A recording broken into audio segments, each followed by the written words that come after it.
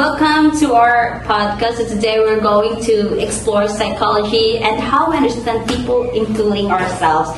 So, by the way, I'm Eileen. I am Ella. And I'm Mitch, and we're going to explore the theory of personality with the most influential but sometimes overlooked psychologist, Karen Horney. That's right. Well, most people know Freud and Jung. Karen brought honestly so refreshing perspective because na-focus siya og kanang about relationships, culture and social environment. Oy, Very refreshing na topic. so let's start. So, unsa man gituhuan ni Horney, no? So, at the very core of her theory is what we call basic anxiety. So, basic anxiety is what we call being helpless, isolated, and unloved in a potentially hostile world. So, she said na nag-start siya sa childhood, especially when kids don't feel na love sila or supported sila ng parents. Without, for example, na kanang bata without constantly judge, ignore, then sige ka compare sa iya, igsoon bitaw work, ana na magsugod ng ilang fear or insecurities bitaw. But since they depend on them na, that hostility turned into anxiety na daw. Yeah, to deal with that fears, Horney said nga ang people daw nga ana nga stage kay mag-develop of neurotic needs. Yeah, it's so exaggerating way of coping siya jud niya. This needs turn into patterns become mahimo na daw ni siya natong personality. So, ano yun ang nagkaanang interesting yung theory, no? Kanto nga patterns, kay iyahang i-group into three, which kanang gitawag na to nga neurotic trends. Yeah. So, the first neurotic trend would be Discussed by me. So, the first neurotic trend would be the moving towards people. So, ani nga trend is all about seeking love and approval. Kanang mga people bitaw nga nag-pattern na hindi like accepted, protected, nga sometimes bitaw they always losing their own identity. So, the second neurotic trend is moving against people. Kani nga trend is more on a aggressive approach bitaw. Like, kani nga individuals, kay kanang they see the world in a competitive way. Kanang, murag, kung di sila makadaog kay, para nila kay, maitok sila yun. If I don't win, I lose. Kanang na i-control dyan ang mga tao. Murag, kanang above sila. So next, we have moving away from people. So kani nga type ng mga tao is withdrawal type itaw. Yan na. These people cope by kanang emotional distant, independent, and self-sufficient. Kani sa mga tao kay more ito, ilayog nila lang self sa isig isolation ba? They isolated themselves. So, guys, since we're on the topic pa na ng neurotic trends, unsa pa rin dyan sa tulo nga murag kuan-kuan mo kay kung ako, siguro kay sa moving against people ko. Pero not in a mean way lang kay kanang ginunaw siyang murag drive for I push on self whenever I feel insecure. Mas more on moving away people bitaw. Kay if mistress ko, mas pipili lang i-isolate lang ang kaugaling kaysa lang magkuan ko sa banta bitaw. Number na mo na ng coping style. So, ako, siguro ko sa moving toward people kay I hate conflict magod, so I tend to please siguro. I please people para hapsay. Why away? Hapsay lang. So it's Lain mo po siya. Okay na. maghilom na lang. Very interesting, no, nga taghantag ways of coping. Yes. Pero, giwarn sa ni Horney nga if magpalapit ang use ana nga specific trend kay ma-shape atong personality into rigid ways. So, that ties into her intrapsychic conflict na topic. Okay. So, this is how our personality develop. And kasi, Cornay nga, dili ra daw kita ang nagbuot. Like, randomly, we choose nga inani ang ato ang personality. So, Karen believes nga ang atong personality is forms in a response to our early environment, especially how safe or unsafe we felt in growing up. Bata na to Kanang talk about environment, labi na kanang bata mo, kanang dako o kanang loving and healthy environment. Ana mag kuan ijahang real self, which is ijahang authentic, kanang confident and adaptable personality. Pero kanang mga bata bitaw hindi grow up nga they feel unloved or kanang being rejected bitaw. Ano niya nga ma-develop ang basic anxiety. So, to protect themselves, nga anxiety, they create a ideal self, which a version who they think they should be to earn love and to earn acceptance and survival. Okay, so if someone said bitaw nga mag-ingon, I must be perfect, is always be strong, no, dapat nga na. Ilang ideal self bitaw na becomes a mask na, and the more they rely on it, the more nga ma-disconnect sila from who really they are bitaw. Honestly, I felt that bitaw. And when you hold yourself to impossible standards, you end up being your own harshest critic. Like, boom. Dili man jud na pamalikayan, pero it's important to kuan nga be kind to yourself. Okay? Mistakes are normal man, diba? Yes. It's normal jud. Kanang tawi Mistake. kuan. Sama perfect. Wala na jud.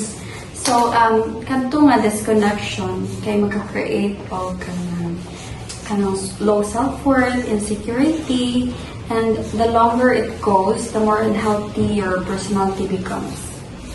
So let's take a breather and dive into some examples and scenarios that will give deeper meaning on the concept of horn eyes theory. So let's take a real life example. So, say someone na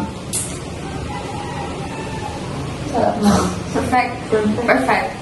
like, grow up nagdako sa mga or critical. Perfect o kuan. Like, mga and then works perfectionist nga mga parents dito Okay. Okay na mura tagalan na siya. Sige, last take. Okay, 1, 2, 3. Ano? So let's take a breather and dive into some examples and scenarios that will give deeper meaning on the concept of horn eyes theory. So let's take real life examples of someone na girls na time mo parents is perfectionist bitaw like dapat wala yung mali bitaw nga nang nanalo perfect na dyan like dapat to yung masulti ang ubat Murag pagbata pa lang nimo kanina nga standard na nagkadako na lang ka. Totoo na they might develop the miracle trend for perfection like always think ka ng flawless like wala yung problema to feel worthy and work anak pa Pressure group na sila. No? mag anak ka mo Huwag ka kasi dyan bitaw Ikaw, Aileen. So, imagine.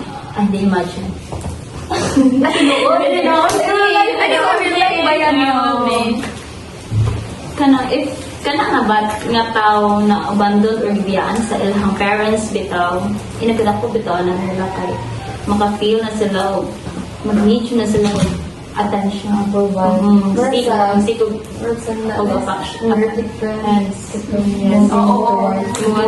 Yes. Magban sila.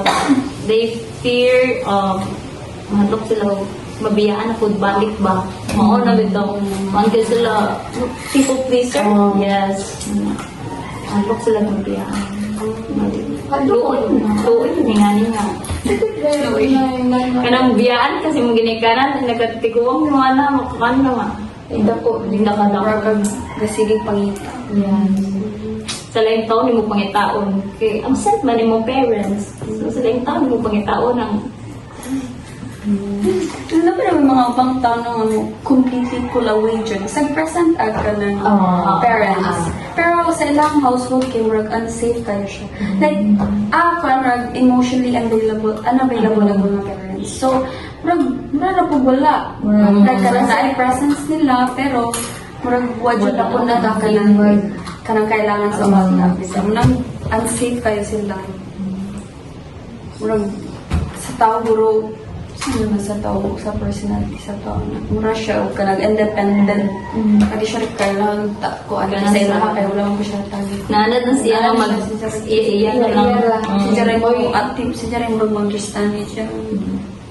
So, mag-educate people ng kung ano ko kaya na. Oh, Mara mo na sa kwento sa relationship dito mas Oo, makuan na na sa relationship. Mura siya ka na. Kana-avoid lang ka. Oo. Lagi na. Ano ka?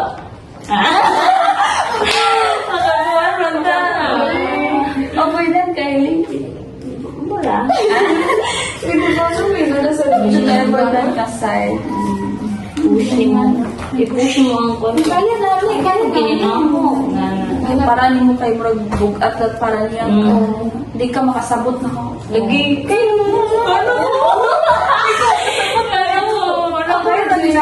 Sa bahay lagi. Buwan na lang yung na ano. Puno akong kainan niya. Kaya Kaya lang yun ho. Ay, nalapit. balik na lang yung hugokin ako. Rugby na siguro but healthy ba? Unhealthy. Kuan yun na pagka unhealthy ka din na. Kaya wala magkakaroon ka ng ICT. Pero, Si mong sa... nagkada po magkakaroon ko. So, what's important here because these coping strategies were useful at one point because like they help the child survive emotionally. Sakto. Pero as nagkadako bitaw sila like they can hold back from building healthy relationships like inana bitaw. Roll back na natungod to. Doon sa ilang mga Past katong so childhood experiences nila. Mauman eh. Kadako sila Confident. Mga natin, mga trauma guys, mga emotion, mga relationship, Unhealed. ayaw mo solve o di pa mo heal. Total heal. Pero di mo makasama sa ubang tao. Therapy. And of course, no, dili na to makalimtan nga, si Horn ay gamit siya big contribution on feminine psychology. This is where she rejected Freud's idea of penis and bi and said nga, kana women's struggles are not kana centered biologically but upon social inequalities. So, sa may opinion niya about that? Like, it makes sense jud kay kanang a lot of our insecurities are kanang shaped by societal expectation of us. Okay. Like, As we're women, Gani ang bae nga. Moro di para ano na rin ang kayo. bae. Grow up ka nga, kay bae ka, dapat kanina Ano ka? Manira ka. Manira ka man. Pangbayra ka. Pambae na din nga Okay. buhaton. Mas kusgan ang laki kaysa ng Actually, nga na po si Horn ay lagi nga kanang kung naay penis and bi si Freud. siya na ay wolf and bi. Nga, ang mga laki daw, murag, kung ano to kay Makagamatag. na Makabuhi ang tao. ang tao. Wala man sila, wala ka. Tinod ba? So, we're nearing the end of our podcast. What are our learnings, man? Learning. So, as we said ganina no, ang ato ang personality are shaped by our early relationship and the way we learn to cope with fears and insecurities.